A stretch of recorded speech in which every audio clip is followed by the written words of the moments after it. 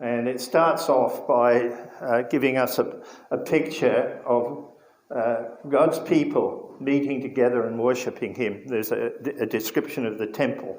And if you recognize that when John wrote the book of Revelation, maybe it was 5 decades after Jesus ascended into heaven, and you can see the beginning of God's plan. So Christians are meeting together, and they're experiencing the presence of God, and they're worshipping in a way just like we were doing earlier this morning.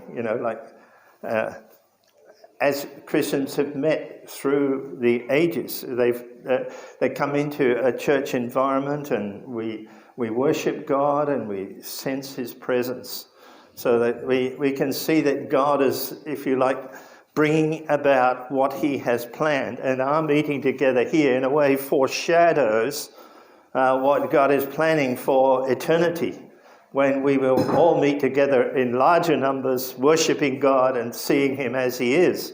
So there's a foreshadowing, if you like, of what God is doing. And John could see that, John could see that as he wrote this, that, God's plan was beginning to be fulfilled as his people met together.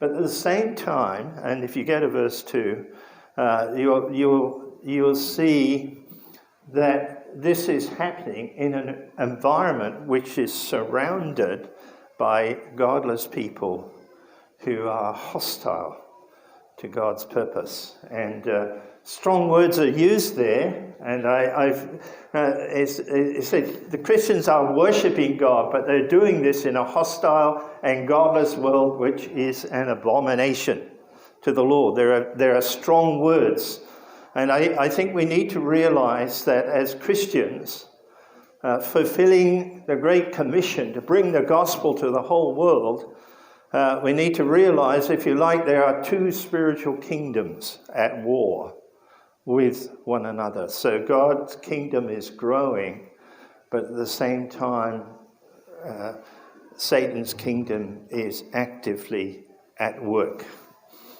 And I think, and you mentioned this earlier, I think we're very conscious of the news of what's happening in Israel today.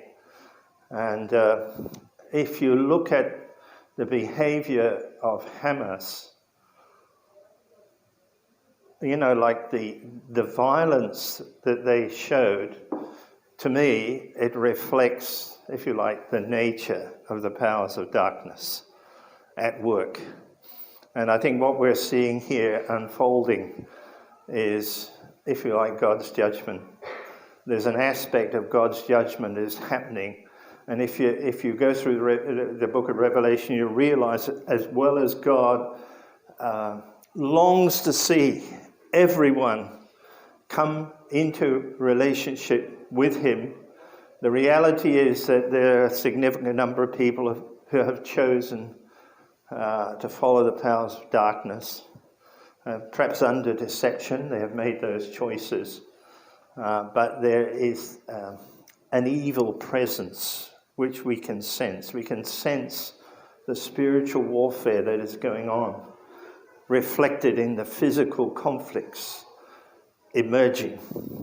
But the Bible is very, very clear that as well as his call on us as his people to bring the gospel to every person, he will also deal with evil. And there has to be a judgment against evil. And as Christians, we need to understand that God is a just God. He has given us ample opportunity to turn to him, but he will ultimately have to deal with evil. And if you read history, you know Israel became a nation in 1948, and in 1967 the whole of Jerusalem became under the authority of the Israeli government. And Jesus spoke about Jerusalem being surrounded. He prophesied in Matthew 24, he prophesied about the way in which Jerusalem would be taken, which we know historically was captured by the Romans in 70 AD.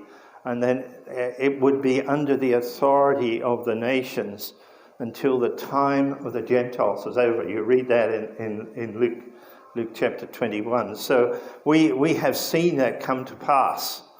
And we see it talked about here in this period, because it talks about a period of time which is in the text 42 months or 1260 days, which is 360 times 3.5, so it's like 3.5 years. That's symbolically, if you like, the period in which Jesus ministered to us. But I understand that literally it's a lot longer period of time. And during that period, there will be, it talks about 2 witnesses, which I think represent God's people.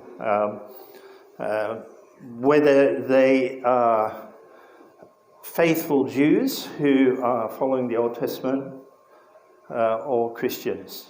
And we can see the powerful witness of God to the world through what is happening to the nation of Israel and what is happening with the spread of the church throughout the whole world.